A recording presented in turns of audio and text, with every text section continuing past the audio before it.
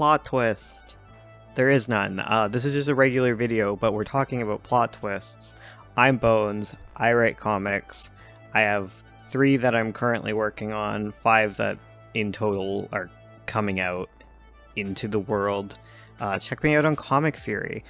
Anyways, let's talk about plot twists. Everyone always be asking, like, how do I make a twist in my plot? Because plot twists are really cool, and we love when the rug is pulled from underneath us, I guess.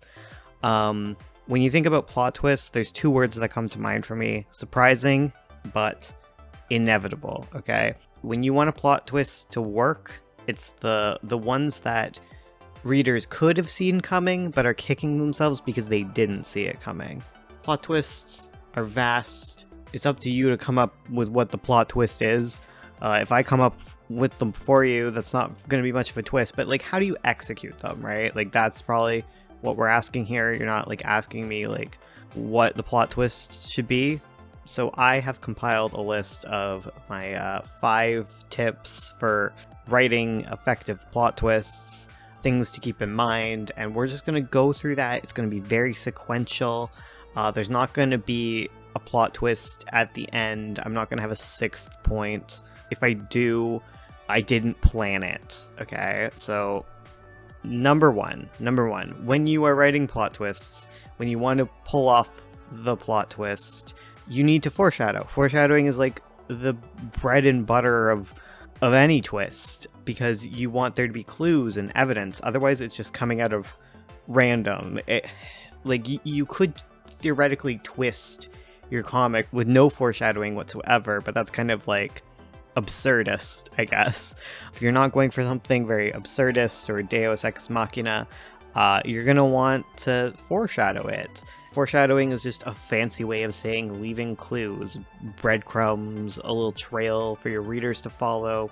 Foreshadowing can be something that your characters interact with actually for real, or it can be a thing that exists within the realm of dramatic irony, I suppose. There's a lot of dramatic irony when it comes to foreshadowing, where you either like make allusions to like a story or some sort of, thing you make allusions to kind of put the idea in the reader's head, or you make like jokes about something. Like, let's say you have, no particular story I'm spoiling here, but let's say there's like a house that's going to get burned down at the end of the story, and characters are joking like, hey, don't burn the house down.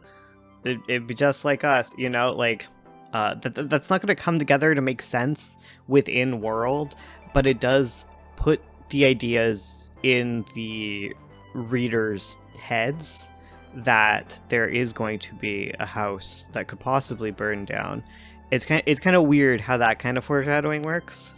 Or, you have some sort of horror story or magical story, and it's set at Halloween and people have costumes, and then the costumes end up relating to some sort of plot twist. Like, those are things that don't make sense within the actual lives of the characters to be foreshadowing, but like it still serves this purpose of like implanting this vibe in a reader's head. So do that stuff. Also, it's really fun when you make those kind of jokes, especially like don't get stabbed, and then that the character is gonna get stabbed, and on the second reading the readers are like, god damn it. Like, that is what I live for, and that is the type of foreshadowing. Other than that, it's just regular clues. It's like any other mystery, but you're not as upfront with it. The second thing, number 2, look at me doing my list. Keep your cool, okay? If you want to pull off a twist, you got to be cool, okay? This is something I struggled with, especially with my original, very beginning comics, especially Pretty Mouth, my comic Pretty Mouth. Horrible at twists, horrible at reveals, horrible at all of that stuff, because I panic, okay? I didn't keep it cool. When you read the comment section of your comic, or when you get reviews of your scripts, or your friends look it over and they can guess where it's going, if they can start guess the ending, don't panic, okay? That's good. It's good if some people are guessing the ending, because just because they've guessed the ending, just because they've guessed your twist, doesn't mean you can't fill them with self-doubt. That's a key ingredient for getting the reaction of like kicking themselves at the end of it, is if they ever like had the fleeting thought of like, oh, what if it's this? And you're like, oh god, they figured it out, I'm doomed. You're not doomed. You just need to throw them off the scent a little bit, and you'll be good.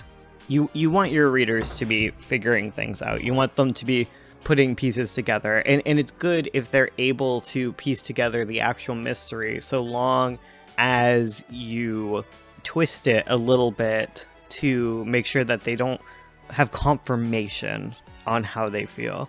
So keep your cool. Number 3, in line with that, red herrings are super cool. What we're talking about previously is adding red herrings.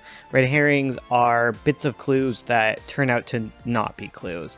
But what's cooler than a red herring is having more than one twist. And then you have a lot of clues built up that actually are building up to 2 separate mysteries. And you have your readers reading, and they're starting to get a sense of your twist, but there's other pieces of information that are conflicting with that.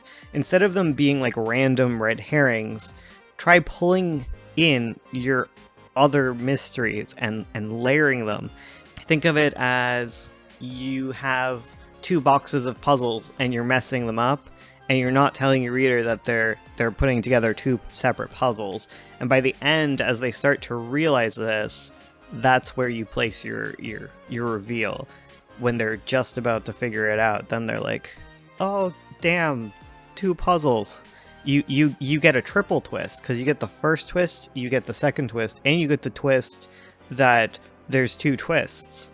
So twisty. Like, thinking about this more recently, because yeah, thinking about twists more recently, it's definitely something I do. I do like to layer my twists. I don't like it to be like the very first thing that you think it is, and I like to get the first reveal and the like, whoa, and then the second reveal where everything else comes together. I think that's just really cool, personally. You can definitely overdo it, and that leads us actually to number 4, simplify. Okay? After you figured out all your twists, after you've put all your red herrings and all the trash and made this super twisty thing, you need to pull back and you need to trim and declutter it. It can be kind of nerve-wracking for the same reason as the keep your cool tip is nerve-wracking, where you don't want your story to end up being like so easy to figure out, so you're panicking because you don't want to simplify and cut off extra baggage, extra twists that don't really add anything to your story whatsoever. Some convoluted motivations specifically is something you can run into, where you're trying to make everything work, so one of your characters ends up having really convoluted motivations to bring all of it together. You have to pare it down, because otherwise, once you get to the reveal, it won't be as impactful if there's so much to kind of untangle, if that makes sense. You want it to be succinct and elegant, and I imagine it as just like you pull one thread, there's like one secret thread you have to pull, and then everything unravels and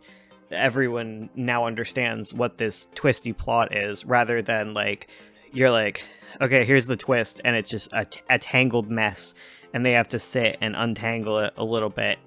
It ends up being that once you actually reveal your twist, it ends up being just as messy as before you revealed it, and that's not what you want. You want a nice, elegant reveal. You want a nice payoff, and the best way to do that is actually in the editing room when you're done and you're able to like really hone in motivations, hone in what clues are important, what are just muddying things up.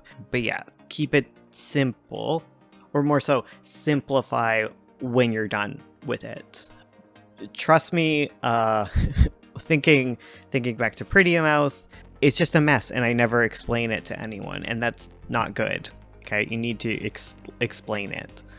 My final tip is, maybe you're hearing all this and you're like, well, I want to write a twist. I'm not writing a mystery. Like, why am I worrying about clues and stuff? You're writing a mystery. That's my final tip, is recognize whenever you're doing a twist, no matter what, it's a mystery.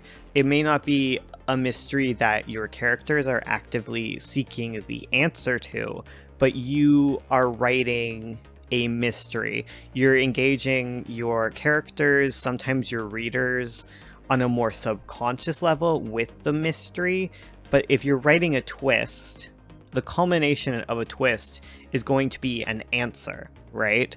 And I've talked about this in previous videos, but there's this thing called the lace plotting method, and there is a type of plot called a question-answer plot. And if we look at the end of a twist, we're going to get an answer. So we're beginning with a question. And when you're doing a question-answer plot, then all of the plot points end up being clues, right? Kind of inevitably, when you are doing a twist, you are dealing with a mystery, and you just need to be aware of that. And that will make everything go a lot smoother. So that is my advice for writing a plot twist. You're writing a mystery, make sure to foreshadow, keep your cool. Red herrings are great, but layering your twists is even greater. Writing is all about layering and bringing threads together and all that jazz. Make sure to simplify in the editing process, and yeah, you're writing a mystery. That's the twist. The twist is just a mystery plot. Learn about mysteries, and you can write any twist you want to write. It's as simple as that. I'm gonna go. Thank you for watching. Make sure to like the video. I stream like 3 days a week with my lovely wife, who does some lovely art. And check out our comics on Comic Fury for my failures and my successes. And you can learn from both of those, I suppose. Okay, bye.